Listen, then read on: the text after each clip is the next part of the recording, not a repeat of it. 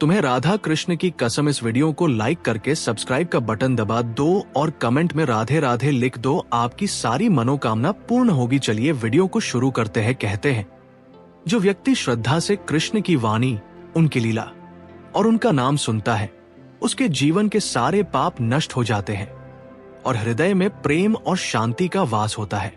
ब्रज की गलियों में गोपियां जब नटखट कान्हा के पीछे दौड़ती थी, तो वह दृश्य केवल एक बाल खेल नहीं था, बल्कि आत्मा और परमात्मा का मिलन था।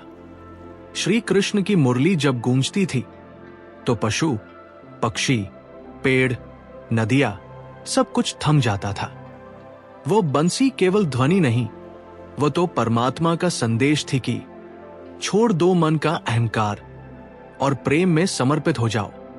श्री कृष्ण ने हमें सिखाया कि जीवन में कर्म करते जाओ, फल की चिंता मत करो, क्योंकि जब भक्ति सच्ची होती है तो स्वयं प्रभु भी भक्त के घर में रोटी तोड़ने चले आते हैं।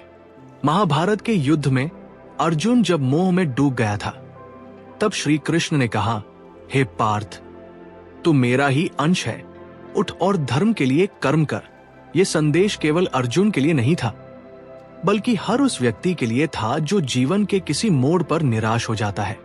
श्री कृष्ण का मधुर भाव यह है कि सच्चा प्रेम किसी देह या रूप से नहीं, बल्कि आत्मा से होता है। राधा और कृष्ण का मिलन हमें यही सिखाता है कि प्रेम में स्वार्थ नहीं, समर्पण होता है। राधा ने कृष्ण से कुछ नहीं मांगा, केवल कृष्ण का नाम लिया और वही नाम उन्हें अमर कर गया। कहते हैं, जो व्यक्ति प्रतिदिन प्रेम पूर्वक जय श्री कृष्ण कहता है, उसके घर में लक्ष्मी का वास होता है, दुख दूर होते हैं और जीवन में आनंद की वृद्धि होती है।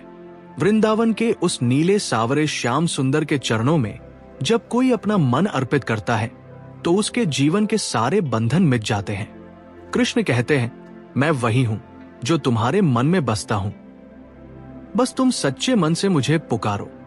जब गीता के शब्द योगस्थ कुरु कर्माणि सुनने वाले के हृदय में उतर जाते हैं, तो वो व्यक्ति संसार से नहीं भागता, बल्कि संसार में रहते हुए भी मुक्त हो जाता है। श्री कृष्ण की ये वाणी ही मधुर वाणी कहलाती है, क्योंकि इसमें केवल शब्द नहीं, बल्कि आत्मा की पुकार है। कृष्ण कहते हैं, जो मुझे प्रेम करता है, मैं उसके हर रूप में उसके साथ रहता हूं, उसकी हंसी में, उसके आंसुओं में, उसके हर श्वास में।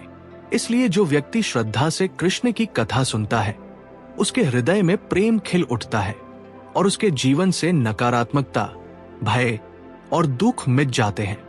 मधुर कृष्ण वाणी का लाभ यह है कि ये केवल सुनने का नहीं, अनुभव करने का माध्यम है।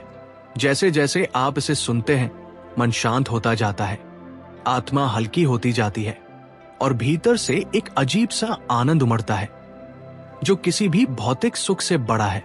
जब आप श्री कृष्ण का नाम लेते हैं, तो आपके चारों ओर दिव्यता का आवरण फैल जाता है और दुर्भाग्य दूर हो जाता है।